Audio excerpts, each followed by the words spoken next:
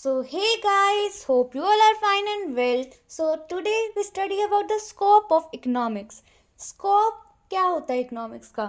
Scope को हम भी तीन टाइप में पढ़ेंगे. सबसे पहले subject matter of economics, second is nature of economics and third is limitations of economics.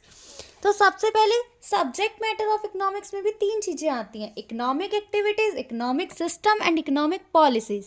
Subject matter में भी कौन सी तीन चीज़ें रिलेट करती हैं? Economic activities, economic system and economic policies. अब इकोनॉमिक एक्टिविटीज़ क्या होती हैं? इकोनॉमिक एक्टिविटीज़ क्या है होती हैं? Economic activities are those activity which are related to use of scarce resources for the satisfaction of human wants. मतलब वो एक्टिविटीज़ जो किससे रिलेटेड है? रिसोर्सेज को लेकर. मतलब रिसोर्सेज का कैसे यूज़ करते हैं ह्यूमन बींग्स अपनी वांट्स को सेटिस्फाई करने के लिए. अब इकोनॉमिक एक्टिविटीज़ भी टू टाइप की हैं: kinds of economic activities and objectives of economics activities. So अब काइंड ऑफ इकोनॉमिक एक्टिविटीज़ भी क्या चीज़ें आती हैं? Consumption, production and exchange. अब कंजम्पशन क्या होता है? Consumption is related to the use of economic goods and services for the satisfaction of human wants. मतलब इकोनॉमिक गुड और सर्विसेज का ऐसे यूज़ करना, मतलब कंज्यूम करना गुड्स को अपनी वांट्स को सेटिस्फाई करने के लिए. Basically consumption is related to consumption of goods and services. मतलब हम कैसे रिसोर्सेज को कंज्यूम कर रहे हैं, that is related to consumption. अब कंजम्पशन में हम क्या करते हैं? Shirt, wearing a shirt, eating a bread, drinking of tea, these are the example of consumption. And production क्या है?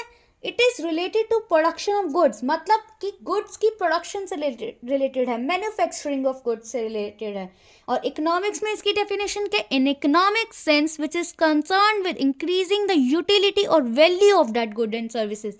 For example, कि क्या कहते हैं, एक हमें बिस्किट बनाना है. पहले वो खाली हम बिस्किट बनाने के लिए उसमें शुगर वो डलेगी, मैदा डलेगा, ये सब चीज़ें डलेंगी, ठीक है. फिर उसकी यूटिलिटी बढ़ जाएगी ना. पहले वो खाली शुगर, मैदा, इन सब की तो कोई यूटिलिटी है ही नहीं. पर जब ये सारी चीज़ें मिक्सअप होकर बिस्किट बन जाएगा तब उसकी यूटिलिटी क्या हो जाएगी? बढ़ जाएगी.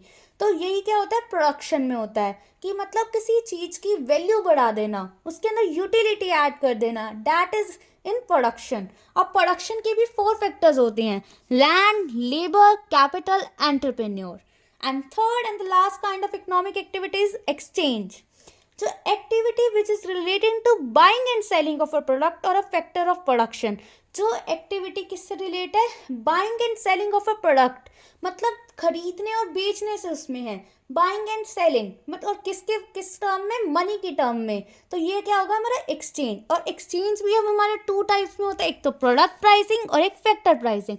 अब प्रोडक्ट प्राइसिंग क्या होती है? कि determination of the price of the product under different condition of market. मतलब कि प्रोडक्ट का प्राइस डिटरमाइन करना डिफरेंट कंडीशन में मार्केट के थ्रू. मार्केट हमारी कौन कौन सी है? परफेक्ट कंपटीशन मार्केट और perfect competition market, monopoly, monopolistic, ये सारी हमारी मार्केट्स हैं.